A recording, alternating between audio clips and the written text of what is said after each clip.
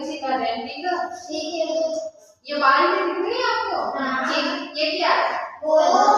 इस बॉल को ना इस बाल्टी के अंदर डालनी है हमें, ठीक है। जो इस बाल्टी में अंदर डालेगा वो जीतेगा, ठीक है। चलो बाबू आप डालो इसको, यहाँ से फेंकना, ठीक है। यहाँ से फेंको, उस बाल्टी में डालो। चलो आप फेंको यहाँ से, चला जाओ आप फेंको, इधर से हाँ फेंको। आप पीछे आ जाओ, ये लो